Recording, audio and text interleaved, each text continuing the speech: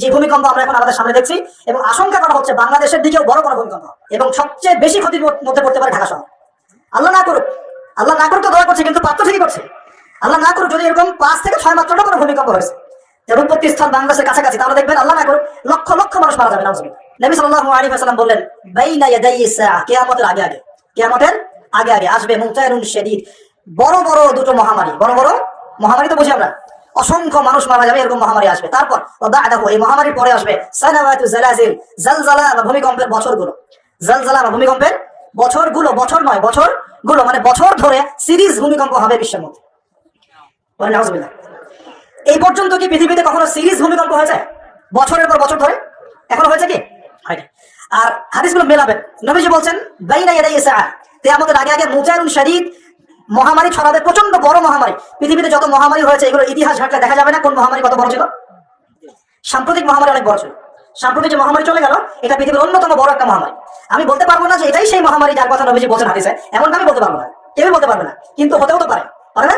হতে পারে। তবে নবীজি স্পষ্ট বলছেন বাদাহু, মহামারীর পরে আসবে সানাওয়াতু জালাজিল, জালজালার বছরগুলো, সিরিজ ভূমিকম্প হবে বছর জুড়ে। বলি নাউজুবিল্লাহ। কেন হবে? নবীজি বলছেন লা তাকুমু সাআ, কিয়ামত হবে না হাত্তা ইউকবাদাল ইলম, যতক্ষণ পর্যন্ত না জ্ঞান উঠে যায়। এখন জ্ঞান উঠে যাচ্ছে না, কোরআন সুন্নাহর জ্ঞানকে মানুষ পরোয়াই করে না। মানুষ এখন বস্তুবাদী জ্ঞানকে বেশি প্রাধান্য দেয়, কোরআন সুন্নাহর জ্ঞানকে খুব কম মানুষই প্রাধান্য দিচ্ছে। বেশিরভাগ মানুষ বস্তুবাদী শিক্ষাকে প্রাধান্য দেয়। ইউকবাদুল ইলম, জ্ঞানকে কবজ করে নেওয়া হবে। নবীজি বলছেন এরপর কি হবে? ওয়া তাকসুরা জালাজিল, বেশি বেশি ভূমিকম্প হবে। ওয়া ইয়াতাকারাবু জামান, সময় সংক্ষিপ্ত হয়ে আসবে। এখানে অ্যামেজিং বিষয় হচ্ছে কি, প্রত্যেক ভূমিকম্পের সাথে সময় একটু একটু করে সংক্ষিপ্ত হয়। এটা রিসার্চ সায়েন্সের। কিভাবে? পৃথিবীর ভিতরে একটা জায়গা আছে যেটা উত্তপ্ত লাভা, এখানে লাভা আছে। পৃথিবীর ভিতরটা কিন্তু গরম, উপরেরটা আমরা যদিও দেখি এরকম শিলা পাহাড় ইত্যাদি, পৃথিবীর ভিতরে কিন্তু আছে লাভা, যেটা সবাই মোটামুটি জানেন। এর ভিতরে একটা জায়গা আছে, ইনার কোর বলা জায়গাটাকে, একদম ভিতরে। এখনকার সাম্প্রতিক গবেষণা বলছে যে ভূমিকম্পগুলোর প্রভাবে, পৃথিবীতে যত ভূমিকম্প হয়েছে এর প্রভাবে ইনার কোর আগে যেদিকে ঘুরতো এখন উল্টা দিকে ঘোরা শুরু করেছে। নাউজুবিল্লাহ। মনে রাখবেন যে আমাদের অন্যতম আলামত কিন্তু সূর্য পশ্চিম দিক থেকে উঠবে, আর সময় সংক্ষিপ্ত হয়ে আসবে। নবীজি বলেছেন যে একটা বছর চলে যাবে একটা মাসের মতো, একটা মাস চলে যাবে একটা সপ্তাহের মতো, একটা সপ্তাহ যাবে একটা দিনের মতো, একটা দিন যাবে কেমন, নবীটাও বলেছেন। নবীজি বলেছেন একটা দিন যাবে একটা ঘন্টার মতো। মানে ঘন্টা মানে কি, যে ম্যাচের কাঠি জ্বালাতে যতক্ষণ সময় লাগে এতটুকু সময়ের মধ্যে মিনিট চলে যাবে। কিভাবে হবে এটা আল্লাহ ভালো জানে। আবার দাজ্জালের হাদিসেও আছে, দাজ্জাল যখন বিশ্বে শাসন করা শুরু করবে তখন 40 দিন সে বিশ্বকে শাসন করবে। কতদিন? 40 দিন। যার প্রথম দিনটা হবে 1 বছরের সমান লম্বা। প্রথম দিন কত বছর? 1 বছর সমান লম্বা। কে জানে পৃথিবীর গতি থেমে যাবে কিনা? থেমে যেতেও পারে। আপনাদের নিউজ দেয়, চায়নাকে নাম তো শুনেছেন? চায়না একটা বাঁধ নির্মাণ করেছে, কৃত্রিম বাঁধ। ওর দেশে একটা কৃত্রিম বাঁধ নির্মাণ করেছে।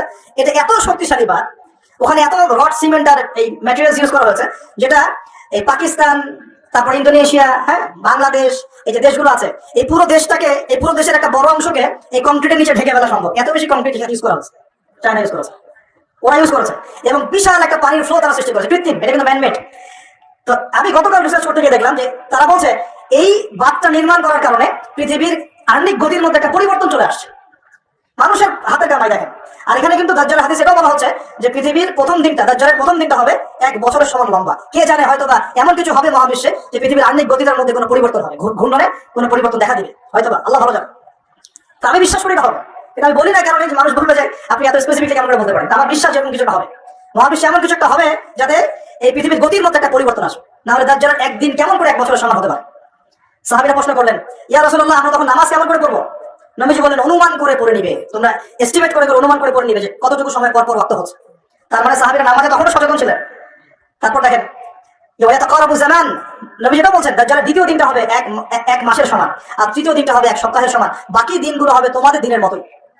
এটা হবে, বিশ্ববাসী দেখবে এগুলা। বিশ্বের সামনে ভয়ঙ্কর কিছু ঘটনা ঘটা এখনো বাকি আছে। বিশ্বটা এমন থাকবে না, এখন যা দেখছেন সব এমন থাকবে না।